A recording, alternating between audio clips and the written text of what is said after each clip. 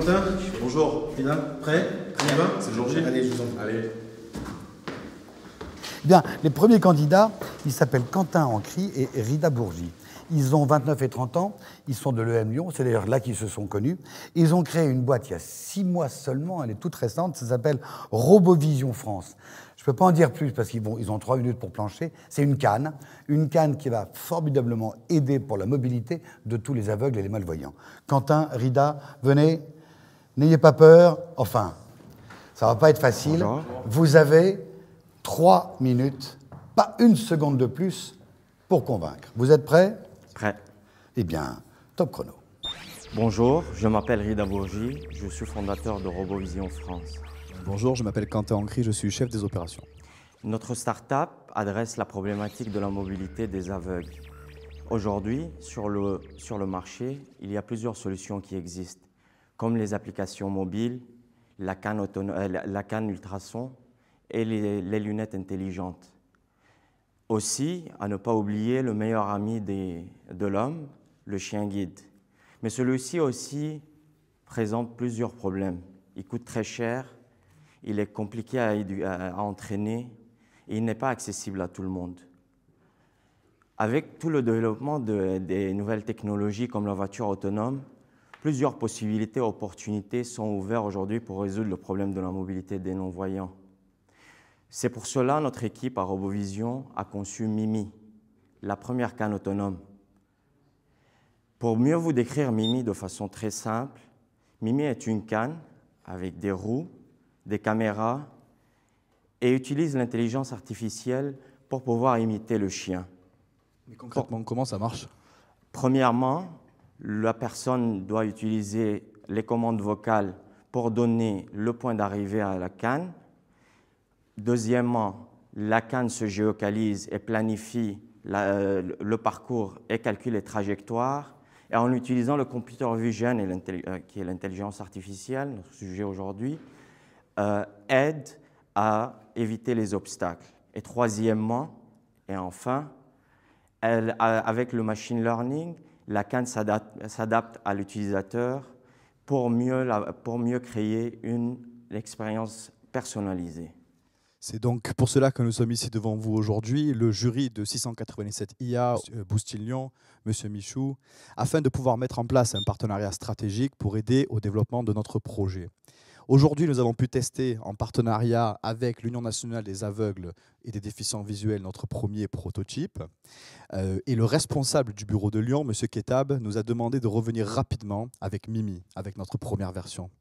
C'est donc pour cela, aujourd'hui, que nous souhaitons franchir la prochaine étape avec le groupe Galilée, avec Boostil Lyon, afin de pouvoir enfin sortir la première version de Mimi et enfin changer le quotidien de 350 millions d'aveugles et de déficients visuels. 2 minutes et 37 secondes. Bravo. Je peux me permettre la première question? Pourquoi il y a une roulette? Pourquoi on fait une simple canne? Mais parce que déjà, si on veut vraiment donner de la fluidité à la mobilité des personnes non-voyantes, la meilleure solution, c'était le chien. Et comment on peut mimiquer le chien? Comment on peut imiter les chiens avec des roues? Quand on balaye, quand on a vu les aveugles et on a commencé à expérimenter nos prototypes, ils nous ont dit qu'ils ont du mal à toujours balayer avec la canne. C'est pour cela on s'est mis d'accord que les roues étaient la meilleure solution pour fixer la fluidité. Une question? Oui. Le positionnement prix, du coup, puisque vous dites que c'est plus accessible qu'un chien, quelle est la différence entre les deux? Déjà, le chien, il coûte entre 25 000 € et 50 000 €. Il a besoin de plusieurs années pour l'entraîner. Pour nous, déjà, notre business model est fait de façon qu'on peut acheter la canne entre 1 500 et 2 000 € ou la louer de 100 à 150 € par mois. Et aussi, il y a des packages de services digital. Il y a beaucoup d'aide pour les personnes malvoyantes. Une autre question? Quel est le système en fait pour garantir l'autonomie de la canne? L'intelligence artificielle. Non, l'autonomie, l'énergie nécessaire. Ah, c'est électrique. Elle est électrique. Il y a des batteries sur la canne. Et à chaque soir, le déficient visuel, il la met sur le chargeur et ça recharge. C'est électrique. La roulette ne peut pas en profiter pour recharger les batteries? Voilà, la deuxième version, la prochaine version, on va aller progressivement avec la technologie. On va aller progressivement avec la technologie parce que déjà, on a du mal, nous, comme disons, des gens normaux qui utilisent la technologie, on a toujours des problèmes à adopter des nouvelles technologies. C'est pour ça qu'on doit aller progressivement, étape par étape. Et justement, d'où vient la technologie du prototype, pour commencer? Vous l'avez développé vous-même ou... Oui.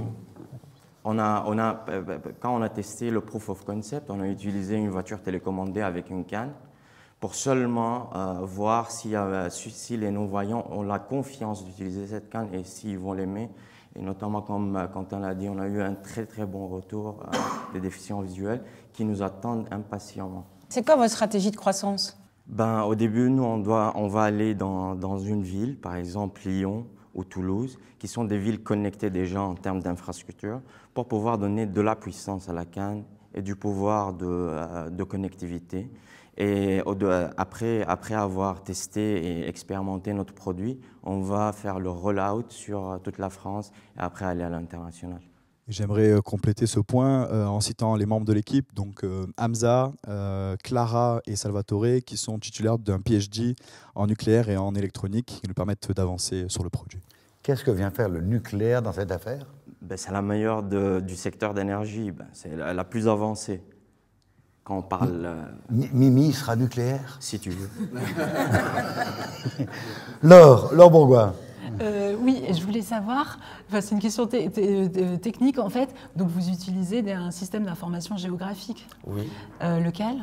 Par exemple, vous pouvez en parler? On ne peut pas. Il y a des technicalités qui restent parce qu'on fait... Vous voulez le cacher en fait? Oui, on le cache et on est en phase de brevet provisionnel, donc on ne peut pas tout... C'est pas Google Maps? C'est pas Google Maps du tout, non, c'est jamais Google Maps. C'est pas Google Maps. C'est pas Google Maps. Mais ça sera aussi précis que le RTK des paysans, voilà, par exemple. un mètre précis, parce qu'on a besoin d'être à un mètre précis. Oui. Ouais. Oui, pas bien. Et à l'intérieur, du coup, parce que là, on parle des déplacements extérieurs, mais à l'intérieur. C'était une des premières questions qu'on avait nous-mêmes en équipe, mais on a découvert que dans les bâtiments, ou bien chez les déficients visuels à la maison, par exemple, ils n'ont vraiment pas besoin de canne. Ils connaissent les endroits, tout ce qui est... Ce qu'on a testé, nous, c'était les endroits ouverts. Et la deuxième phase, ça sera vraiment de tester et expérimenter dans les bâtiments, dans les centres publics, dans les écoles, dans les universités, pour faire des cartes digitales et les permettre de se déplacer à l'intérieur aussi. Notamment si on pense par exemple aux aéroports, lorsque la personne de déficience visuelle va sortir de l'avion, les handicapés ont aujourd'hui à disposition des fauteuils roulants, on peut imaginer avoir Mimi à disposition afin de pouvoir traverser l'aéroport en toute sécurité. Pourquoi? Parce que notre objectif, c'est vraiment de donner le pouvoir aux déficients visuels de ne pas seulement de se déplacer, mais aussi de voyager. Quelle est la genèse de l'idée? Moi, j'ai mes 2 grands-parents qui, au bout de l'âge, sont devenus non-voyants. Et ça m'a tenu au cœur. Aujourd'hui, quand je vois la technologie et qu'est-ce qui est disponible pour nous, je pense, qu'en est-il pour les non-voyants? C'est pour ça. Dominique. Oui, à terme, vous avez des leviers pour que le prix soit plus accessible à la majorité des personnes concernées? Voilà, aujourd'hui, on travaille avec des centres de recherche et des accélérateurs d'innovation pour pouvoir non seulement avoir leur aide et leur coup de main dans le développement de la technologie, mais aussi aboutir à des subventions. Parce que quand on travaille par exemple avec des chercheurs CNRS et autres, on a c'est plus facile d'accéder à des subventions. Donc c'est ni le marché, ni la technologie qui pourra faire baisser les prix? C'est le volume. Oui, donc c'est le marché. Ah oui, c'est le volume. Une dernière question, parce que le temps passe trop vite, hélas. Quel est le planning au final?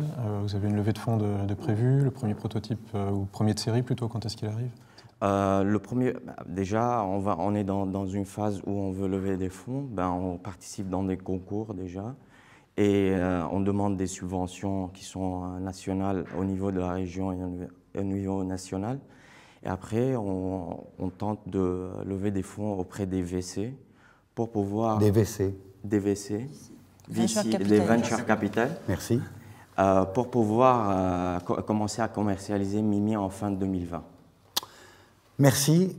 Rien à rajouter, vous avez tout dit. Non, merci beaucoup pour cette chance. Bravo à vous, bravo, parce que 3 minutes, c'était pas évident, répondre à toutes les questions des spécialistes. On va vous demander, s'il vous plaît, de quitter la salle, parce que le jury doit maintenant délibérer pour savoir qu'est-ce qu'ils pensent de vous. Attention, au micro qui va tomber. Bravo. En plus, vous avez des réflexes. Merci, on peut vous applaudir, bravo.